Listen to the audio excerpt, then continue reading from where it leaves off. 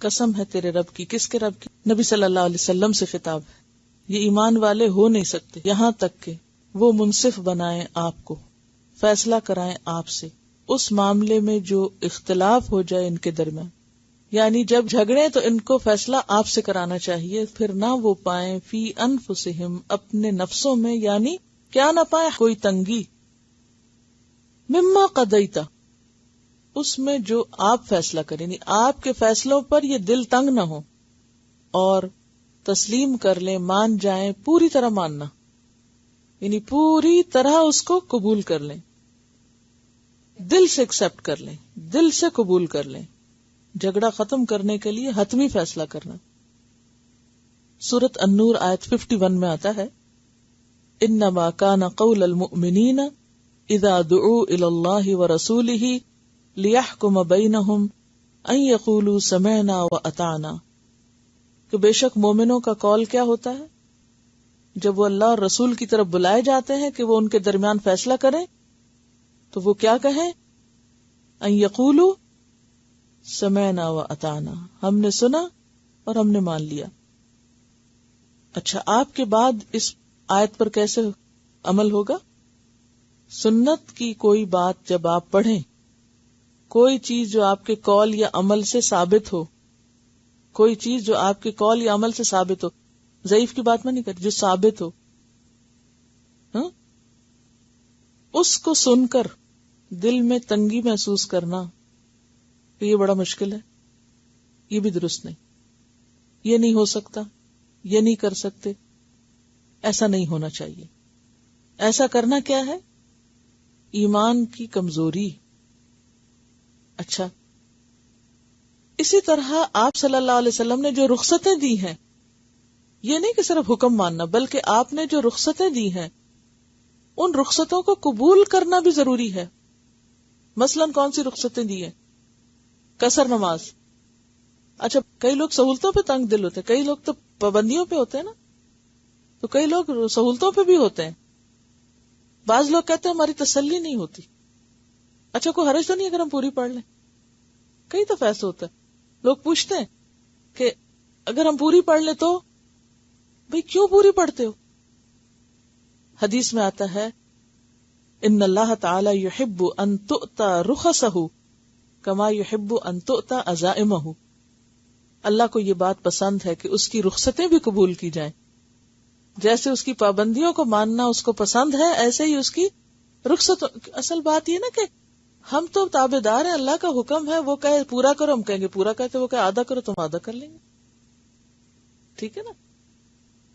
تو رخصتیں قبول کرنا. اسی طرح قصر کے علاوہ اور کیا رخصت ہے؟ تیمم. تو لوگ اس میں بھی کہتے ہیں تو تسلی نہیں، ایسا لگتا ہے وضو ہی نہیں، ایسا لگتا ہے نماز نہیں ہوئی. اچھا، اسی طرح مسا.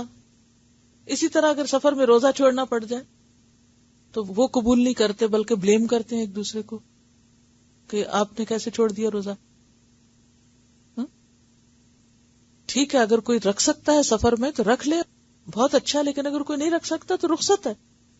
تو جہاں کہا جائے چلو تو چل پڑے، جہاں کہا جائے رک جاؤ رک پڑے، پھر کہا نہیں اب چلو پھر کہ چل پڑے. مسلم کون ہوتا ہے؟ مسلم عربی میں کہتے ہیں اس اونٹ کو جس کی نکیل اس کے مالک کے ہاتھ میں ہو، جدھر موڑے ادھر مڑتا جائے، آگے سے کوئی اڑی نہ کرے، جو کہتے ہیں نا کہ یعنی اکڑنا. کچھ جانور ہوتا ہے نا، اگر آپ ان کو موڑے تو وہ کیا کرتے ہیں؟ وہ رسی کھینچنا شروع کر دیتے ہیں، وہ نہیں مڑتے. اور کچھ ایسے ہوتے ہیں جدھر موڑے مڑتے چلے جاتے ہیں. تو مراد یہ ہے کہ جب اللہ رسول کا کوئی حکم آئے تو اتنے لچکدار ہوں آپ کہ جدھر موڑے مڑتے چلے جائیں. اچھا ادھر ٹھیک ہے، ٹھیک ہے، کوئی مشکل نہیں، کوئی کمپلیکسٹی نہیں، کوئی کمپلیکیشن نہیں، یعنی کہ کوئی حجت بازی ہے ہی نہیں، کوئی بہانہ ہی نہیں. ٹھیک ہے، یہ الگ بات ہے، انسان کمزور ہے، کوئی چیز نہیں کر سکتا، وہ الگ بات ہے. لیکن یہ کہنا کہ یہ کیوں اور یہ نہیں ہو سکتا اور یہ ممکن نہیں، یہ درست نہیں. لوگ مومن ہی نہیں ہو سکتے جب تک کہ اپنے جھگڑوں میں، اختلافات میں آپ کو منصف نہ بنائیں. پھر آپ کے فیصلے کو سامنے پا کر، خواہ وہ کسی جھگڑے میں ہو یا ویسے بھی عام زندگی میں جو آپ نے چیزیں طے کر دی، قضیتا کا مطلب ہوتا ہے طے کر دینا. اس میں اپنے دل میں کوئی رکاوٹ نہ پائیں، کوئی تنگی نہ پائیں، اور پوری طرح مان جائیں. یسلم تسلیما، مسلم بن جائیں. نبی صلی اللہ علیہ وسلم نے فرمایا کوئی شخص اس وقت تک مومن نہیں ہو سکتا جب تک کہ اپنی خواہشات کو اس چیز کے تابع نہ کر دے جو میں لے کر آیا ہوں. تو جھگڑے کے موقع پر خاص طور پر نبی صلی اللہ علیہ وسلم کی رہنمائی قبول کرنا، یہی دراصل آپ کو ماننا ہے، خواہ وہ فیصلہ اپنے ذوق کے مطابق نہ بھی ہو، اپنے ذوق کے خلاف بھی ہو. بعض چیزیں ہوتی ہیں نا ہماری ٹیسٹ، ہماری ذوق اور ہماری مرضی کے خلاف ہوتی ہیں، تو وہ کرنا زیادہ مشکل ہوتی ہے نا. تو یہاں تو یہ کہا جا رہا ہے انکار تو دور کی بات، مانتے ہوئے بھی، اقرار میں بھی دل کی تنگی نہ ہو. سمجھ رہے ہیں آپ؟ ایمان کا تقاضا ہے یہ. وہ سچ بول رہی ہیں، وہ کہتے ہیں کہ بعض اوقات کوئی بتائے تو چپ تو کر جاتے ہیں پر دل میں ایک خلش ہوتی ہے. جب ہم ایکسپٹ کر لیتے ہیں تو پھر عمل بھی آسان ہو جاتا ہے. تو ایکسپٹنس بہت ضروری ہے. اور یہ جتنا جتنا ایمان بڑھتا جاتا ہے نا تو یہ خلشیں اتنی نکلتی چلی جاتی ہیں، سارے کمپلیکسز دور ہوتے ہیں. اصل میں ہمیں کمپلیکسز کیوں ہیں؟ کیوں ہم کمپلیکس کا شکار ہوتے ہیں کسی بھی دین کے حکم پر عمل کرتے ہوئے؟ یہ دو تین چیز ہوتی ہیں نا. ایک تو یہ ہے کہ اللہ رسول کو ہم اتنا اونچا رکھیں کہ ان کی کوئی بات بھی ہمیں پھر نہ عقل کے خلاف لگے اور نہ ہی مرضی اور ذوق کے، چونکہ وہ اس مقام پہ ہے نہیں، ان کو وہ اہمیت دیتے نہیں. لہذا جب ان کی طرف سے کوئی بات آتی ہے تو پھر سوچنے میں پڑ جاتے ہیں. ایک وجہ یہ. دوسری وجہ یہ ہوتی ہے کہ ہم جس معاشرے میں رہتے ہیں نا، اور جو ہماری بچپن سے ٹریننگ ہو چکی ہے، اس میں ہمارا ذوق اور ہمارے ٹیسٹ اور ہماری پرائرٹیز اور پریفرنسز اتنی مختلف ہیں کہ جب اب ہمیں وہ پلٹنا پڑتا ہے اس طرف تو پھر ہمیں عادت کے خلاف جاتے ہوئے مشکل ہوتی ہے. یہ نہیں ہوتا کہ بھئی ہم کرنا نہیں چاہتے، چونکہ عادتیں غلط پڑ چکی ہیں. مثلا اگر کسی کو الٹے ہاتھ سے کھانے کی عادت پڑ چکی فار ایگزامپل، تو بڑے ہو کر اگر اسے بتایا جائے کہ یہ درست نہیں، تو اب آپ دیکھیے اس کے لیے کیا مشکل ہوگی. اتنی مشکل کہ اگر آپ کو کوئی کہے الٹے ہاتھ سے کھاؤ، ٹھیک ہے نا. تو بات یہ ہے کہ عادتیں ہماری ایسی ہو جاتی ہیں کہ ان کے خلاف جانا یا ذوق کے خلاف جانا یا مرضی کے خلاف جانا یا کنوینئنس کے خلاف جانا وہ مشکل لگتا ہے.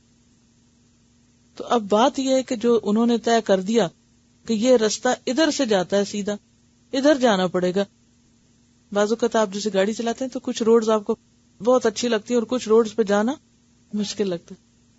اگر آپ کو کوئی کہے کہ آپ فلاں سڑک لے کے آئے ہمارے گھر، تو آپ کہیں گے کہ پلیز اور کچھ بتا دو، اس روڈ سے نہیں آ سکتی، ٹریفک کی زیادتی کی وجہ کچھ بھی. تو وہ ایک طبیعت پہ بھاری ہوتی ہے نا. کہیں گاڑی چلانا بہت آسان ہوتا ہے، کہیں مشکل ہوتا ہے. تو جو چیز طبیعت پہ بھاری ہوتی ہے یا ہماری عادت اور نیچر کے خلاف ہوتی ہے وہ بھی ہمیں مشکل لگتی ہے. لیکن یہاں پر کیا کہا گیا کہ ایمان کا تقاضا ہے کہ چاہے عادت کے خلاف ہو، چاہے کلچر کے، چاہے ذوق کے، چاہے پسند کے، چاہے کسی کے بھی، سمعنا اطعنا، no problem. No problem personality بننے.